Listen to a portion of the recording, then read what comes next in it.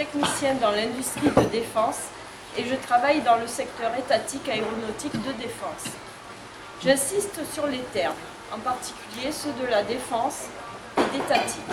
En effet, sous prétexte d'économie budgétaire et de politique européenne, l'industrie de défense nationale dans son intégralité subit depuis des décennies des restructurations sanglantes, comme dans tout le service public d'ailleurs.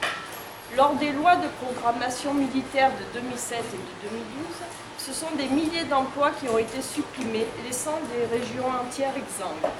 Ce sont également des pans entiers de savoir-faire et de technologies qui ont été abandonnés, ce qui a pour conséquence des abandons de souveraineté.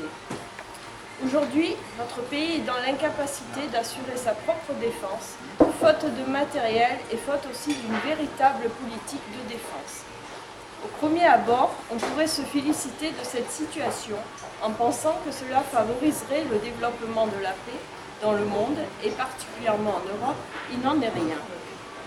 Puisque notre pays est aujourd'hui sous le joug de l'OTAN de Trump, qui impose d'une part un budget équivalent à 2% du PIB pour les États membres et d'autre part une politique d'OPEX qui remplace le concept de défense nationale par celui d'armée projetable toujours au service des États-Unis.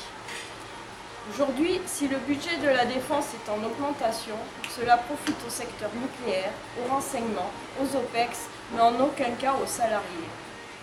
Aujourd'hui, les électeurs sont appelés aux urnes pour se prononcer aussi sur cet aspect politique, qui non seulement est régalien, mais qui concerne directement chaque citoyen. Pour moi, l'Union européenne doit avoir un rôle à jouer pour réglementer le commerce des armes, car les industriels, eux, nouent des accords capitalistiques pour la fabrication et le commerce des armes, souvent avec des pays dont les droits de l'homme ne sont pas la principale des préoccupations. Avec mon policier, nous représenterons les salariés, retraités, chômeurs, précaires, indépendants pour une Europe de paix, de fraternité et d'hospitalité. Je sais qu'il y a beaucoup de méfiance, voire de rejet des institutions. Pourtant, il est important de voter si nous voulons changer de modèle européen. Voter pour notre liste du PCF, c'est voter pour une autre construction européenne que celle soumise à la finance au détriment des peuples. Une Europe sociale, solidaire, écologique et démocratique.